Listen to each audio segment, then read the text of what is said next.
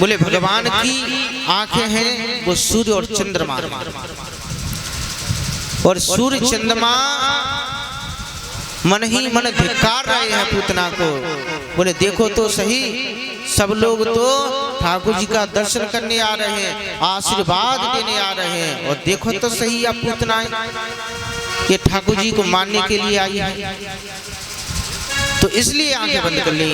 कोई संत कहते हैं, बोले ठाकुर जी ने आंखें इसलिए बंद कर ली क्योंकि ठाकुर जी कहते हैं, बोले हम तो आए हैं माखन मिश्री खाने के लिए इस ब्रज में, और माखन मिश्री तो अभी मिला नहीं, उससे पहले ही जहर मिल गया,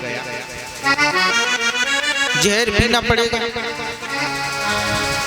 अब जहर पीना मेरे बस की बात तो है नहीं भाई, मैं तो माखन मिश्री खाऊं, लड्डू खाऊं, ये जहर पीना तो भोले बाबा का काम है।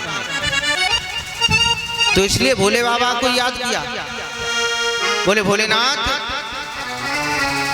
आप आ जाओ, जो पूतना का जो जहर है उसे तो आप पी लो, और दूध दूध मैं पी लूंगा। कोई संत इसका और भाव बताते हैं, बोले शायद ठाकुर जी ने आंखें इसलिए बंद कर ली, ठाकुर जी सोचते हैं, बोले मेरे चक्कर में न जाने कितने बालकों को इन्होंने मार दिया हो,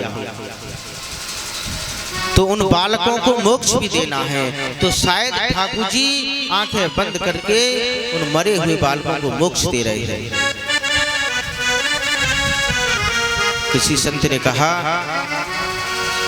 बोले शायद ठाकुर जी ने आंखें इसलिए बंद कर ली, ठाकुर जी सोचते हैं, बोले पूतना भले ही मुझे मारने के लिए आई है, लेकिन काम ये माँ का कर रही है, ये मुझे अपना स्तनपान कराएगी, और स्तनपान माँ कराती है।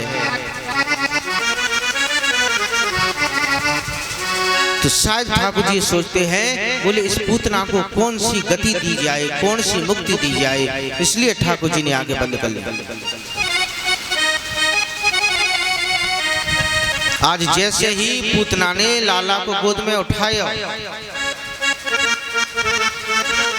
और उठा करके जैसे ही अपने स्तन से लगाया, अब तो ठाकुर जी वाकई जहर को पीने लगे। जब 2-4 मिनट हो गई, 10 मिनट हो गई, पूतना कहती भैया कैसो छोरा है, अभी तक ना ही मरो।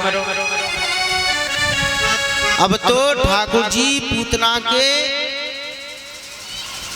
स्तनपान की जगह पे पूतना के प्राणों को पीने लगे। अब तो पूतना चिल्लाती है, बोले छोड़ छोड़ छोड़।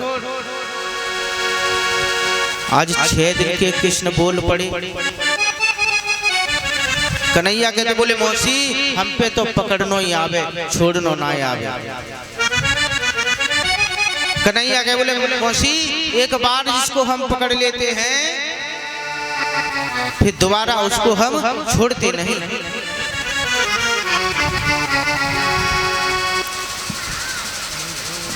अच्छा,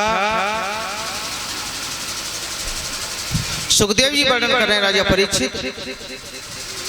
अब तो कन्हैया को लेकर के, लाला को लेकर के पूतना आकाश मंडल में उड़ गई।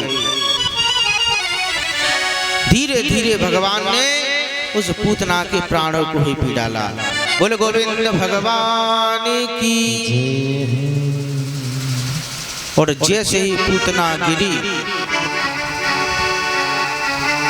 तो ब्रज के संत भाव बताते हैं कि जब वो पूतना गिरी तो उसका इतना बड़ा शरीर हो गया कि इसके हाथ हाथरस में गिरे, इसके कान कन्नौज में गिरे।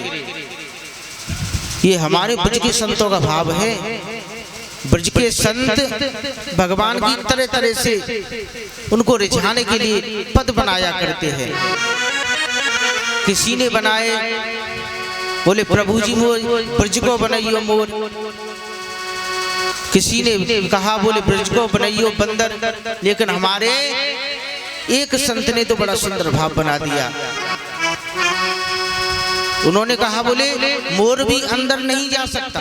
जब ठाकुर जी बांके बिहारी बंद हो जाते हैं तो मोर भी अंदर नहीं जा सकता, बंदर भी नहीं जा सकता, मनुष्य भी नहीं जा सकता। बोले कौन अंदर जा सकता है? तो उन्होंने बना दिया बोले प्रभु जी मोए ब्रज को बनाइयो चेटा। क्योंकि चेटा में वो सामर्थ्य है, खोद खोद के वो अंदर पहुंच जाएगा। तो ये हमारे ब्रज के संतों के बड़े सुंदर भाव हैं। प्रभु जी मोहि ब्रज को बनइयो चेटा।